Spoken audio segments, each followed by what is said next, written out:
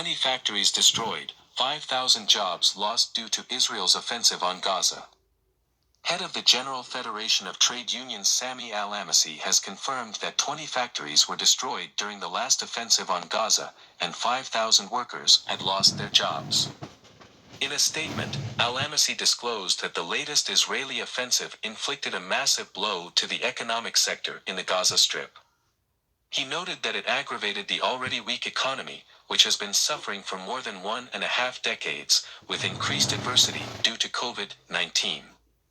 Al-Amasi indicated that the economy was the main target for the Israeli attacks, pointing to the demolition of the offices of big companies located in the high-rise buildings destroyed during the offensive. Meanwhile, he stated that the direct and indirect effects of COVID-19 affected more than 160,000 workers during the last year. The economic losses of the pandemic hit NIS 200 million and raised unemployment to 55%. Al-Amasi called for Deputy Labor Minister Ihab Al-Ghassian to establish a fund to help workers affected by the Israeli offensive.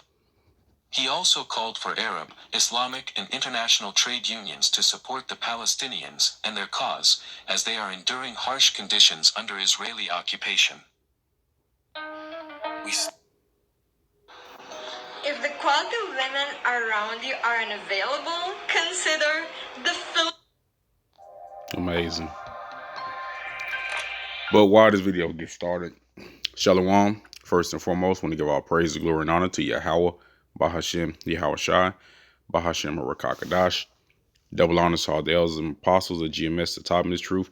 Peace and shalom to my Akim that's pushing this truth and also teaching me this truth with all honesty and sincerity, man. Shalom. And war drums have been beating. They've never stopped. Conflict has been going on for real heavily for the last year or so. And it's only intensifying. All right. You got China threatening other nations with nuclear air capabilities, man. And we're going to get into that video as well. Russia is firing warning shots at different countries. As you just seen the video that we just watched, 20 factories destroyed in Israel or Gaza due to Israel bombing after the whole ceasefire thing, which lasted, I think they said 14 days. And in the midst of all that, what are we dealing with? We're dealing with turmoil and chaos here in the Americas as far as violence. All right. As far as violence, everything is ratcheting up because the Lord Yahweh Bashim Yahushua is putting the spirits on this place to fulfill his will, man. Okay. And not just on this place, but in these other countries as well. And so this is just going to be another episode of war and rumors of war. Okay. This is Ezekiel 7:25, and we're going to read it 26. Destruction cometh, and they shall seek peace, and there shall be none. Yeah, man, there shall be no peace. All right, because we're in that, like the book of Ecclesiastes, we're in that time of war. Judgment is getting ready to roll out. Okay, we see the MOB and different types of technology is being brought to the forefront more and more. We see other countries that are anchoring and buckling down on, taking this potion. And so we're entering into the time of Jacob's trouble, man. And only the elect and those who are written in the book will be saved, man. Okay. Only the elect and those that are written in the book will be saved. Let me see here.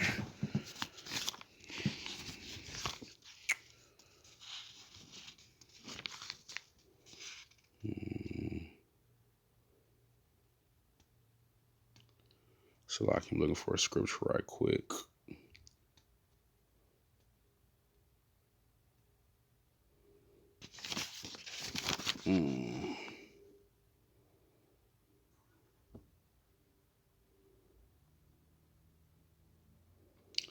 Salat, I can't find it.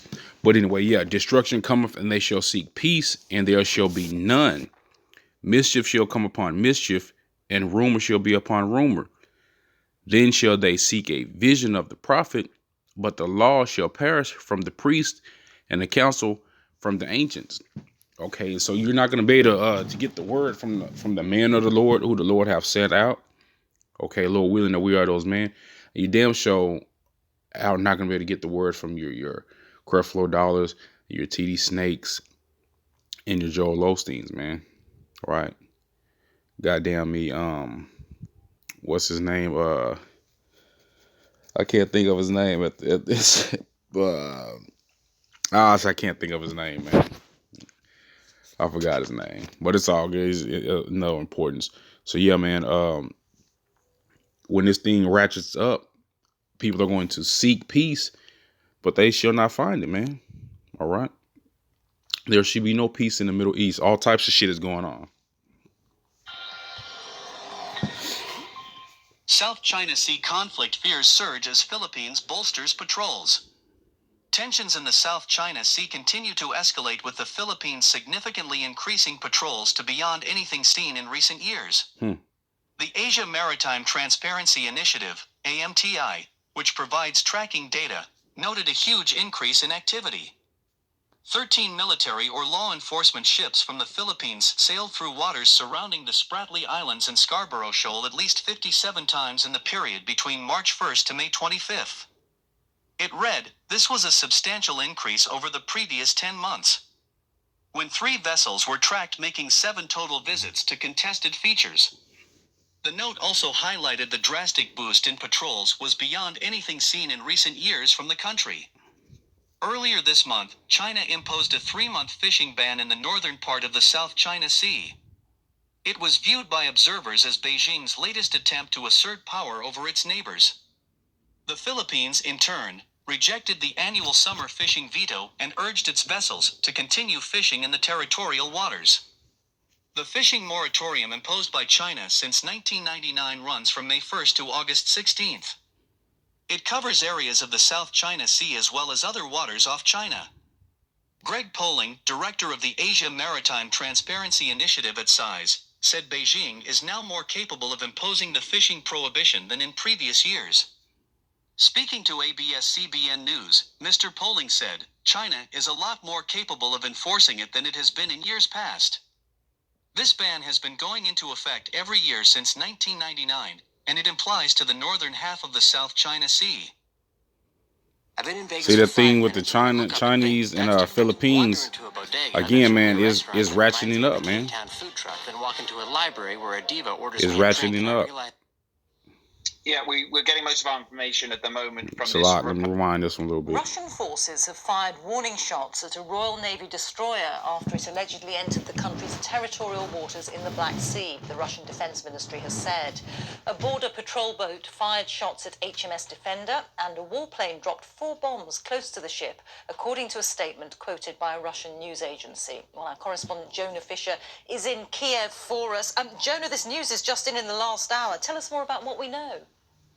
Yeah, we're getting most of our information at the moment from this Russian Defense Ministry statement. It says that about 3 hours ago, warnings were given to the British ship, the HMS Destroyer. Those warnings were ignored. It was supposedly entering into Russian territorial waters. Warning shots were apparently fired from a Russian border patrol ship. And then about 10 minutes after that, a Russian fighter jet, a Sukhoi 24, carried out what they're calling a warning bombing along the route that this HMS Destroyer was going along. 4 bombs were apparently dropped, and then the British ship changed direction. Now, what should be pointed out here is exactly where this took place. Because the Russians consider Crimea as a part of their country.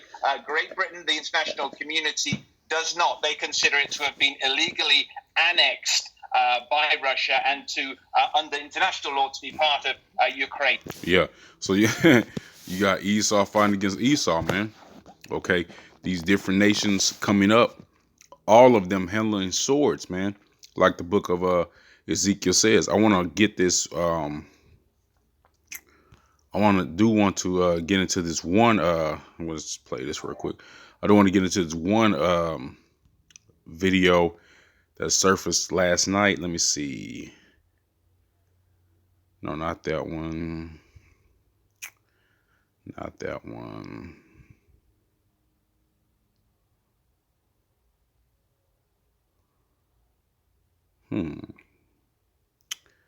Can't seem to find it. There was one with there was one video where China had nuclear destroyers. Let me see if I can pull it up real quick, Salak. Let me be just a few seconds. I'll pause it. Be right back. All right, I'm back. I had to get it from the brother your calls page, man. Beautiful brother in the spirit, man. Always always constantly on the highways and byways and bringing out edifying videos, man. So you can this is the brother's page, nonstop on your block. He's had many pages as well as other brothers that have been terminated, but I learned a lot from this brother. So we're just gonna watch the video from his page because I could not find it on my U News page. I guess there's more than one U News page, but nevertheless, here we go. China declare war to Taiwan. China sends 28 aircraft, including nuclear bombers, into Taiwan airspace. World War III fears have ignited after China sends 28 aircraft, including fighter jets and nuclear-capable bombers, towards Taiwan. Beijing's show of force crossed into Taiwan's air defense buffer zone and ignored radio warnings. Taipei scrambled its own fighters and readied surface-to-air missiles to counter against China's military exercise. This latest exercise was the largest incursion in China's intimidation against Taiwan and sent fears across the Taiwan Strait. Taiwan has been in a long-standing dispute with mainland China. It's a separate government was established on the island following the Chinese Civil War in 1949. The nation remains an important ally of Western countries due to its close proximity to Communist China. Fears have erupted over recent months that under Chinese President Xi Jinping, Beijing will use military force to reunify Taiwan with mainland China. Chinese Foreign Ministry spokesperson Wang Wenbin said last month, "I wish to emphasize that abiding by the One China principle is one of the things that is key to China-Australia relations. Taiwan is a part of Chinese territory which cannot be separated. The Taiwan issue is entirely China's internal affair and is related to China's core interests, and we won't accept any external forces meddling or interfering in this." And that's what's going to happen, man. Allies, and that's all on that. Allies are going to be brought in on both sides, man. Okay? You heard them say the fear of a war, but war is going to happen, man. Let me see here. We'll go with let me see. Yeah, Revelations 11. So like it. This is Revelations 11 and 14. The second woe is past, and behold, the third woe come quickly, and the third woe is coming quickly, especially to those who have not paid attention. It's going to hit you in the face like a thief in the night, man, when America openly announces we are in war, okay? And that's going to change a lot, man. Okay, you're already under a totalitarian rule. Okay, by that time all your damn rights and shit will be taken away, because as far as the pot bubbles and starts to overspill, metaphorically, which means the time of Jacob's trouble and the end is getting near, metaphorically, your rights will be taken away. Okay, there's going to be another lockdown coming from this goddamn new variant. All right, and a lot of people are going to be caught out and left out mentally, man. Okay, and mentally. So the third woe come quickly, man. But let's go to Joel. Salakia. Let's get the Joel 3 and 29. Proclaim ye this among the Gentiles. prepare war, wake up the mighty man. Let all the men of war draw near, let them come up. You see all these other nations, there's this conflict. There's China and Taiwan. Okay, there's Russia and Britain. There's Russia and America. Okay, there's Israel and Iran, Gaza.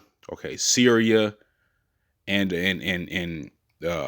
Hezbollah. There's just so much shit going on, man. And so you got to ask yourself, when has it ever been this bad in recent years? And the scriptures tell us of these things, man. Okay, the scriptures tell us of these things. Now let's get some intel on the American side.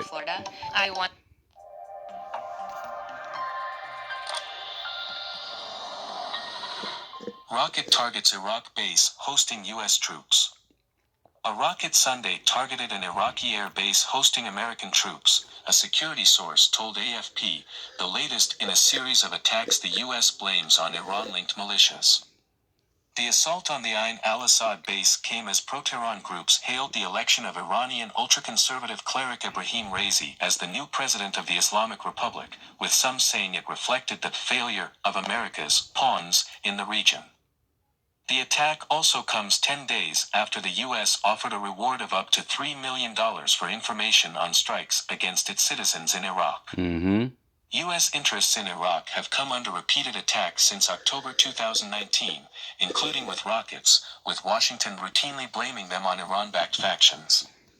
Since the beginning of the year, a total of 43 attacks have targeted the U.S. Embassy in Baghdad, Iraqi bases housing U.S. troops, or Iraqi convoys carrying logistical support.